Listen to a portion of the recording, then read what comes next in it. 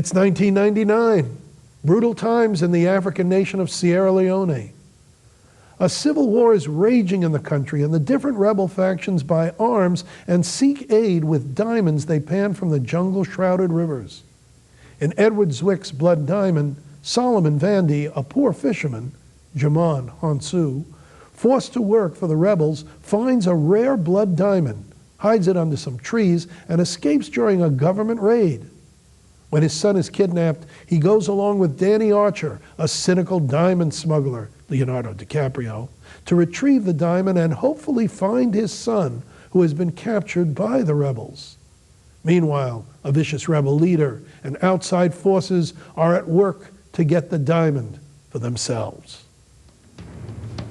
Where did you bury it? The only reason you're still alive is because you haven't told anyone where it is. You will find it for me. My son! Where is my son? What if I helped you find your family? That makes us partners! I am not your partner! You're using him. I'm using him, and you are using me, and this is how it works. You're gonna steal this diamond. I am his father! I must go find him! You gonna show us where it's hidden? That diamond is the only chance he has of getting his son back. What if I wanted to go with you? Hold on! I don't give a damn who's down there. Kill them all! Give it to me. Tell him where it is! Tell him! My family, my home, I don't lost everything!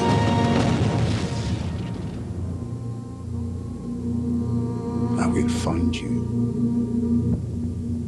If it takes my life.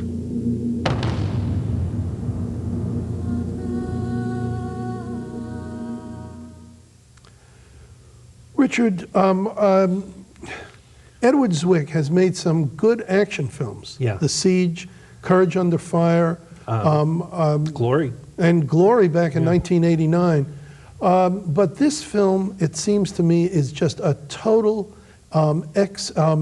what would you call it? Wretched excess. I mean, I think it's. I think basically things like this are especially painful because there is a very good argument to be made that this is enlightening people to the source of the actual human misery that's behind their gemstones. Right. Not those of us who aren't going to be picking up 10 or 12 on our way home from the office might ask like, well, yeah, we knew about this already. Mm-hmm. Yes, I did know about this, and now we have to sit through this this really very cliche-ridden action movie.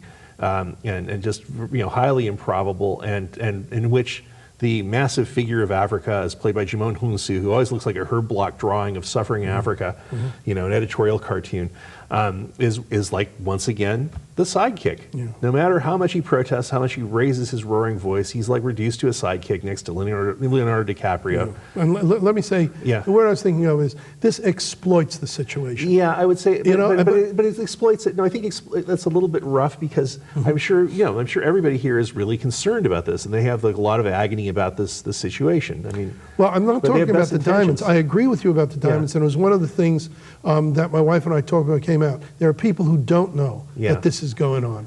And the rest of us must be educated at their but the characterizations also are so muddled. The story is so confused. What is Leonardo DiCaprio doing? He doesn't even know what he's doing. And he is again in one of these macho roles that he was in Gangs of New York, and you just don't believe it. People are calling him or likening him to Bogart. I think their eyes crazy. Checked. I mean, just like the lines he has. I mean, God, there's like stuff in there's dialogue in this movie that reminds me of like those really lousy westerns you'd watch at 3 a.m, where the Southerner would do the lines about how we didn't care about slavery, we were just defending our homes from the Yankees. And the door, he is like this. There was no apartheid in the foxholes. That's the ones where the doors slam in the farmhouse and the whole house almost goes down. It was like that.